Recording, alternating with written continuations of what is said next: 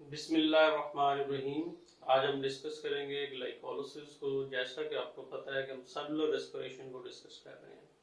Cellular respiration is divided into four major phases. First phase is the glycolysis जो कि cytosol के अंदर हो रही होती है। सेकंड फेज है ऑक्सीडेशन ऑफ पायरुविक एसिड जो कि माइटोकॉन्ड्रिया के अंदर हो रही होती है। थर्ड फेज जो है वो क्रेब्स साइकिल जो माइटोकॉन्ड्रिया के मैट्रिक्स में चल रही होती है। इसकी जो फोर्थ और लास्ट फेज है वो है इलेक्ट्रॉन ट्रांसपोर्ट चेन जो कि इनर मेम्ब्रेन के ऊपर चल रही होती है। तो हम डिस्कस करेंगे फर्स्ट फेज को जो कि ग्लाइकोलाइसिस होती है। ग्लाइकोलाइसिस के अंदर क्या होता है कि सबसे पहले अगर हम डिस्कस करें तो ग्लूकोज से ये प्रोसेस शुरू हो रहा होता है। क्वेश्चन ये है कि what is the source of this glucose. ये ग्लूकोज जो आप फूड खा रहे होते हैं वहां से आ रहा होता है, डायरेक्ट भी बन रहा होता है या स्टार्च से भी इसको बनाया जाता है।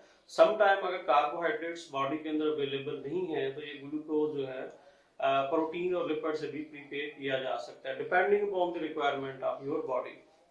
तो ग्लूकोज सबसे पहले कन्वर्ट होता है किसके अंदर, ग्लूकोज 6 फॉस्फेट के अंदर। इसको ग्लूकोज 6 फॉस्फेट के अंदर कन्वर्ट करने के लिए एक फॉस्फेट की जरूरत है।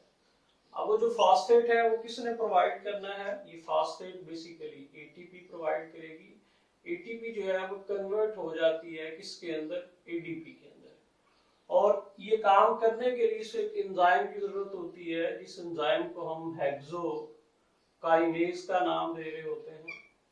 उसके बाद जो सेकंड फेज है, सेकंड फेज के अंदर क्या होता है, ग्लूकोज की कन्वर्जन होती है फ्रुक्टोज 6 फॉस्फेट के अंदर। ग्लूकोज जो है वो कन्वर्ट होता है फ्रुक्टोज 6 फॉस्फेट के अंदर। अब डिफरेंस क्या है, जो ग्लूकोज है हमारे पास ये एल्डो शुगर है जबकि फ्रुक्टोज जो है ये कीटो शुगर है। अब यहाँ पे भी एक एंजाइम अपनी एक्टिविटी को परफॉर्म करता है जिसको हम कहते हैं फास्फो ग्लूकोज आइसोमरेज। ये एंजाइम हेल्प करता है in the formation of fructose 6 phosphate. अब इसके बाद जो फ्रुक्टोज 6 फॉस्फेट है इसमें कन्वर्ट होना होता है फ्रुक्टोज 1,6 बिस फॉस्फेट के अंदर। बिस फॉस्फेट हम इसको इसलिए कह रहे हैं क्योंकि इसके दोनों जो कॉर्नर हैं, कार्बन जो कॉर्नर है, टर्मिनल जो कार्बन है उसके साथ आके फॉस्फेट लग गई। अब इसको एक और फॉस्फेट की जरूरत है। ये फॉस्फेट अगेन कौन प्रोवाइड करेगा, एटीपी कन्वर्ट होगा किसके अंदर, एडीपी के अंदर। अब जब एडीपी के अंदर कन्वर्जन होगी तो यहाँ पे भी एक एंजाइम जो अपना रोल प्ले कर रहा होता है। उस एंजाइम को हम नाम दे देते हैं कि ये फास्फोफ्रुक्टोज काइनेज एंजाइम है। तो काइनेज एंजाइम है क्योंकि क्या हो रहा है, एटीपी यहाँ पे यूज हो रहा होता है। उसके बाद हमारे पास जो 6 कार्बन कंपाउंड है फ्रुक्टोज 1,6 बिस फॉस्फेट, इसकी ब्रेक डाउन हो जाती है। 2 मॉलिक्यूल के अंदर इसकी ब्रेक डाउन होती है।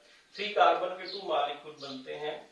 एक जो मॉलिक्यूल बनता है उसको हम कहते हैं कि ये डाइहाइड्रोक्सी एसीटोन फॉस्फेट है।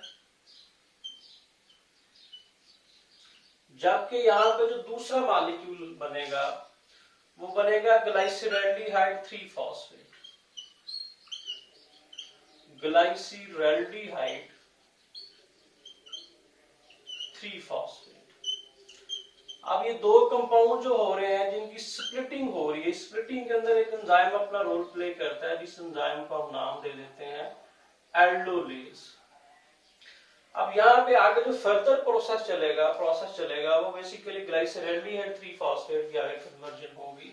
डाइहाइड्रोक्सी एसीटोन फॉस्फेट जो है वो डायरेक्टली जो है वो आगे कन्वर्ट नहीं हो सकता। तो इसलिए क्या होगा कि जो डाइहाइड्रोक्सी एसीटोन फॉस्फेट है उसकी भी कन्वर्जन होगी किसके अंदर, ग्लाइसिरल्डिहाइड 3 फॉस्फेट के अंदर। क्योंकि इसकी कंसंट्रेशन जो है क्वांटिटी ज्यादा होगी, इसकी कम होगी, तो ये कन्वर्ट हो जाएगा इसके अंदर। यहाँ पे एक एंजाइम अपना रोल प्ले कर रहा होता है जिस एंजाइम को हम आइसोमरेज का नाम दे रहे होते हैं। अब हमारे पास ये जो फेज है, इस फर्स्ट फेज के अंदर बेसिकली प्रिपेयर किया गया है ग्लूकोज को किसके लिए, for the extraction of energy. तो एक्सट्रैक्शन ऑफ एनर्जी के लिए इसको यूज किया गया है, इसलिए इस फेज को हम नाम दे देते हैं ग्लाइकोलाइसिस की कि ये प्रेपरेटरी फेज है। तो प्रेपरेटरी फेज के अंदर बेसिकली क्या किया जाता है, इन्वेस्टमेंट की जाती है जो एनर्जी है इसको यूज किया जा रहा है, और इसके बाद जो सेकंड फेज आएगी जिसको हम ऑक्सीडेटिव फेज का नाम देंगे, उसके अंदर जो इन्वेस्टमेंट की गई थी, जो एनर्जी लगाई गई है, वो एनर्जी को क्या किया जाएगा, एक्सट्रैक्ट किया जाएगा। तो अब हम मूव करते हैं towards the second phase of glycolysis, जो कि ऑक्सीडेटिव फेज है। अब ये मैकेनिज्म किस तरह से चलाएंगे इसको हम देख लेते हैं। यहाँ से ये बेसिकली जो इसकी सेकंड फेज है, इसकी जो शुरुआत है वो होंगी ग्लाइसरल्डिहाइड 3 फॉस्फेट से। अभी जो ग्लाइसरल्डिहाइड 3 फॉस्फेट है, इसने कन्वर्ट होना होता है 1,3 बिस फास्फोग्लिसरेट के अंदर, 1,3 बिस फास्फोग्लिसरेट के अंदर। अब इसको 1,3 बिस फास्फोग्लिसरेट के अंदर कन्वर्ट करने के लिए एक तो इसकी क्या होनी चाहिए, ऑक्सीडेशन होनी चाहिए। तो वो जो ऑक्सीडेशन है वो बेसिकली कौन करवाएगा, यहां से इस साइकिल के अंदर NAD+ ऐड होगा और कन्वर्ट हो जाएगा किसके अंदर, NADH+ के अंदर। जब ये काम हो रहा होगा, क्योंकि इसको एक एक्स्ट्रा जो है वो फास्फेट ग्रुप चाहिए, एक ऑलरेडी इसके पास पहले एक एक्स्ट्रा चाहिए, तो वो जो एक्स्ट्रा है वो NAD+ के साथ इसके अंदर क्या हो जाएगा, ऐड हो जाएगा। अब इस सारे काम के लिए यहाँ पे एक एंजाइम की जरूरत है।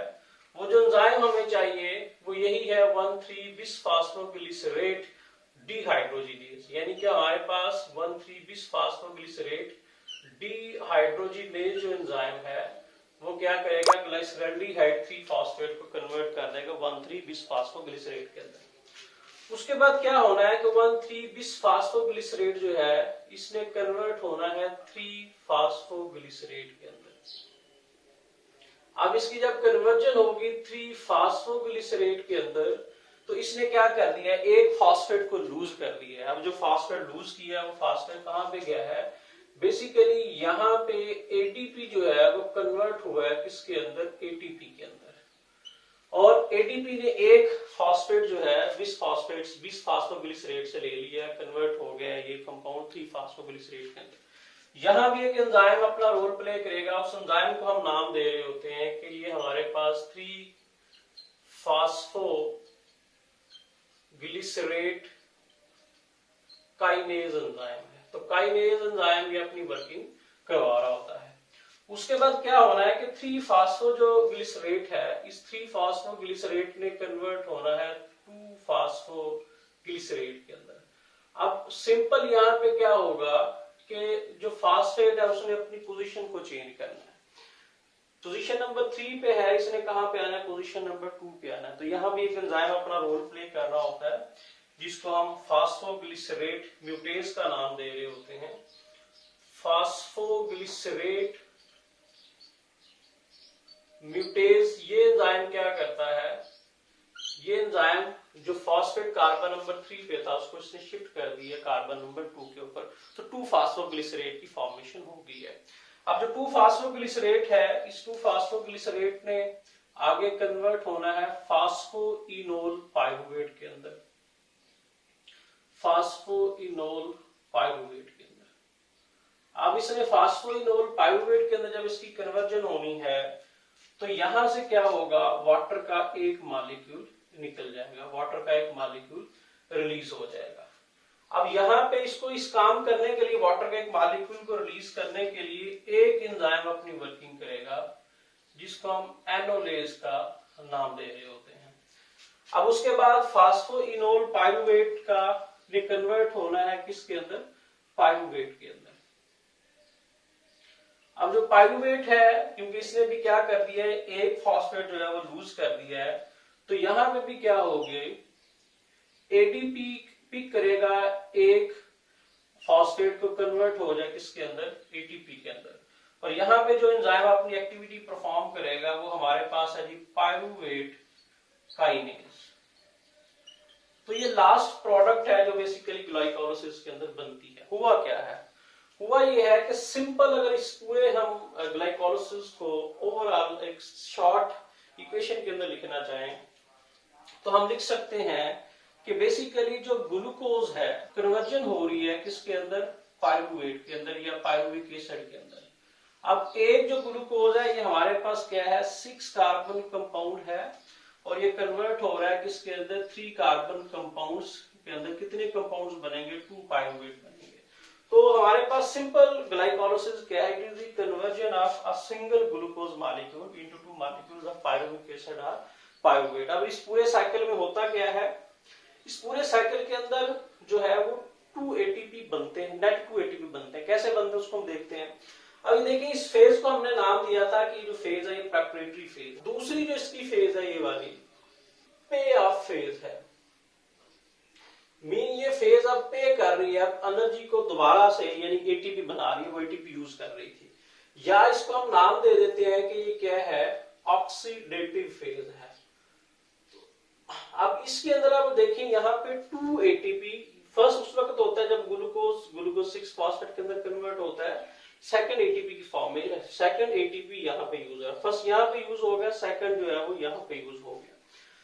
लेकिन इसके बाद हमारे पास जो पे ऑफ फेज है, ये जो ऑक्सीडेटिव फेज है, ये 2 दफा चलेगी। प्रेपरेटरी फेज 1 दफा चलेगी, ये 2 दफा चलेगी। क्यों? क्योंकि एक दफा ग्लाइसरॉल्डिहाइड 3 फॉस्फेट जो है वो पाइरुवेट के अंदर कन्वर्ट हो जाएगा, फिर जो डाइहाइड्रोक्सी एसीटोन फॉस्फेट है वो ग्लाइसरॉल्डिहाइड 3 फॉस्फेट के अंदर कन्वर्ट होगा और फिर ये साइकिल चलेगा। इट मीन कि हमारे पास एक एटीपी पहले बनेगी जब 1 दफा साइकिल चलेगा, फिर एक एटीपी और बनेगी, तो यहाँ पे जो टोटल 2 एटीपी की फॉर्मेशन हो जाएगी।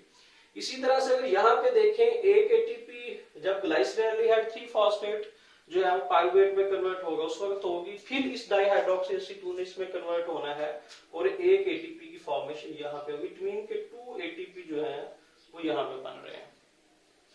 अब यहाँ पे क्या है, यहाँ पे क्योंकि ये साइकिल 2 दफा चल रहा है, 1 + 1 2 टाइम्स ही हमारे पास NADH की प्रोडक्शन होगी। अब हुआ क्या है, अब इस एनर्जी का एनर्जी बैलेंस हम देख लेते हैं कि एनर्जी बैलेंस किस तरह से चला है। अब हम देख लेते हैं, पहले हम देख लेते हैं कि एटीपी किस तरह से हुई है। अब एटीपी साइकिल के अंदर कंज्यूम कितनी हुई है, अगर हम देखें तो 2 एटीपी के मॉलिक्यूल कंज्यूम हो रहे हैं और जनरेट कितने हो रहे हैं, कितने एटीपी के मॉलिक्यूल बन रहे हैं, 4 एटीपी के मॉलिक्यूल बन रहे हैं। और हमें नेट कितने मिलेंगे, अगर नेट की बात करते हैं तो नेट 2 एटीपी जो है वो हमें इस साइकिल के ग्लाइकोलाइसिस से मिल रहे हैं और इसके साथ 2 एटीपी मिलेंगे और साथ हमें 2 NADH + H भी मिलेंगे। और ये जो NADH + H बन रहे होते हैं, ये बेसिकली बन रहे होते हैं सबस्ट्रेट लेवल के ऊपर। इसको हम नेक्स्ट वीडियो के अंदर डिस्कस करेंगे कि इसको सबस्ट्रेट लेवल NADH प्रोडक्शन कह रहे हैं, क्यों कह रहे हैं, नेक्स्ट आने वाले वीडियो के अंदर हम डिस्कस करेंगे।